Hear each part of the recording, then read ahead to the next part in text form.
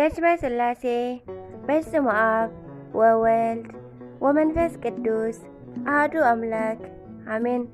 ሰላም እግዚአብሔር አምላክ ምስ ኩላትኩም ይኹን። ህዝበ ክርስቲያን ከመይ ኣለኹም? ከመይ ውዒልኩም?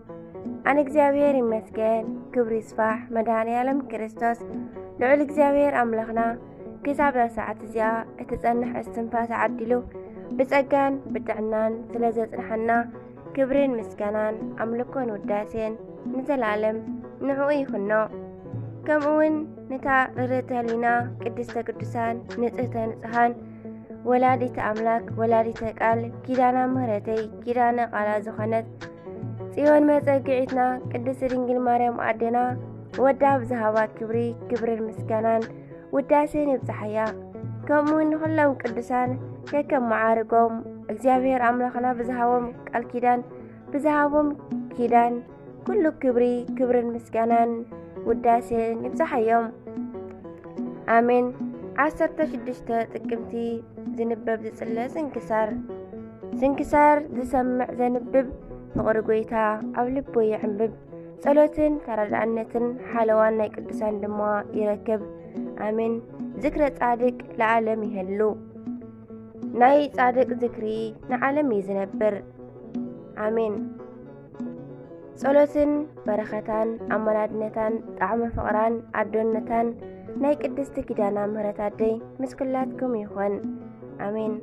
እንኳዕ ናብ ናይ ኪዳነ ምህረት ወርሓዊ በዓል ብሰላም ኣብዝሓኩም። ንኹልኹም ኣብ ስደትን ኣብ ፈቐዶ ምድረ በዳን ኣብ እስር ቤትን ኣብ ኣፍ ባሕርን ኣብ ሓዘንን ኣብ ካልእ ኣጸጋሚ ቦታታትን ዘለኹም እመብርሃን ወላዲተ ኣምላክ ካብ ኩሉ ሽግርኩምን ጸገምኩምን ተናግፍኩም ኣብ ዘለኹም ድማ ሰላምን ራህዋን ክኾነልኩም ብስም ቅድስቲ ኪዳና ምህረተይ ይምነ። ዝተባረኸን ዝተቐደሰን ማዕልቲ ይግበረልና አሜን።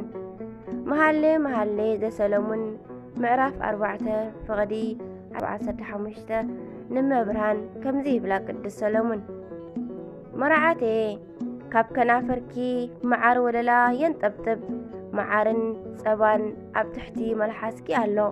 ሽቶ ክዳውን ትኸውን ከም ሽቶ ሊባኖስ እዩ። ኣንታ ሓብተይ መርዓተይ ተሸጐረ ገነት ዕጽው ዒላ ሕቱም ዓይንማይ ኢኺ ኣባኺ ዝበቐለት ገነት ሮማንን ክቡር ፍሬታትን ዕምበባ ሬሓንን ናርዶስን ሳፍራንን ምኡዝ ወምብቆን ቅርፍትን ምስእውን በብዓይነቱ ኣእዋም ዕጣንን ከርቤን ዓልወን ኩሉ ብሉጽ ቀመማት ዘለዎ እያ። ናይ ገነት ዓይኒ ማይ ናይ ማይ ህይወት ዒላ ካብ ሊባኖስ ዝፈስስ ፈልፋሊት ዓይኒ ማይ ኢኺ ይብላ። በረኸቱ ይሕደረና ከምዚ እንዳበለ ይውድሳ አሜን። ጥቅምቲ 16 ስንክሳር በስመ አብ ወወልድ ወመንፈስ ቅዱስ አሐዱ አምላክ አሜን።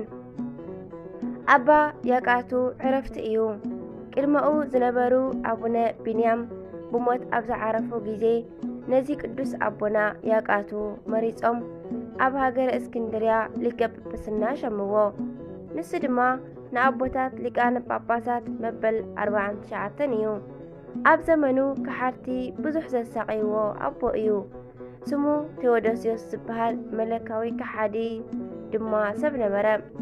ንሱ ድማ ናብ ናይ ደማስቆ ንጉስ ከይዱ ብዙሕ ውህበት ሂቡ ብግቦ ኣብ ሃገረ እስክንድርያ ሓላፊ ኮይኑ ተሸመ። ምስ ተሸመ ድማ ንኣባና ያቃቱ ከሳቅይ ጀመረ።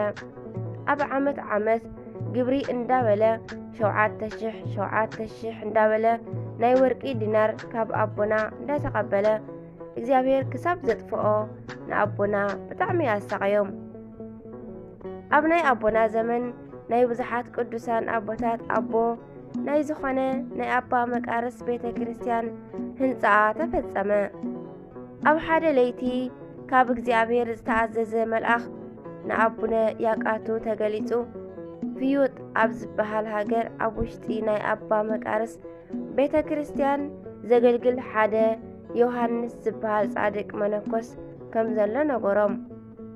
ደጊሙ ድማ እቲ መልኣኽ ንዮሃንስ ኣምጺኦም ኣብ ናቶም ቦታ ምእንቲ ክሸምዎ ነገሮም። ኣቦና ድማ ሰባት لإخهم نقدس يوحنس مسام صعوة كل سراحهم نجيرهم عركيبهم مخيرهم بزعلت بسلام عرفوا ناي أبونا ياقاتو بركات رديئتهم يحضرنا بصلاتهم دما مدهاني عالم كريستوس يمحرنا آمين ጥቅምቲ 16 ዝኽበሩ ዓመታዊ ናይ ቅዱሳን በዓላት አባ ያቃቱ ሊቀ ጳጳሳት፣ ጻድቃን እለ ድርቂ፣ አባ ጳውሊ ገዳማዊ፣ አባ ማርቆስ መስተጋድል፣ አባ አሮን መስተጋድል። ወርሓዊ በዓላት ድማ ቅድስቲ ኪዳና ምህረተይ ናይ 7 ኪዳናት ማሕተም፣ ቅድስቲ ኤልሳቤጥ ናይ መጥምቁ ቅዱስ ዮሐንስ አዶ፣ ቅዱስ ገብረ ማርያም ጻድቅ ንጉሰ ኢትዮጵያ ሓወም ንቅዱስ ላሊበላ፣ ቅዱስ አኖሬዎስ ንጉስ ጻድቅ፣ አባ አቡናፍር ገዳማዊ፣ አባ ዳንኤል ጻድቅ፣ ቅዱስ አባ ዮሐንስ ጻድቅ ወንጌሉ ዘወረቅ። አሜን። መዝሙረ ዳዊት መዝሙር 44 ፈቅዲ 12 ክሳብ 17 አሜን። ስንክሳር ድሰምዕ ዘንብብ ፍቅሪ ጎይታ ኣብ ልቡ ይዕንብብ ሓለዋን ተረዳእነትን ናይ ቅዱሳን ድማ ይረክብ ዝክረ ጻድቅ ለዓለም ይህሉ አሜን። ዝነጠበ ዝጎደለ ፊደል ኮነ ቃል ዜማ በአፈ ቅዱሳን ትጉሃን መላእክት ይተአረመለይ አሜን። ወስብሐት ለእግዚአብሔር ወለወላዲቱ ድንግል ወለመስቀሉ ክቡር አሜን።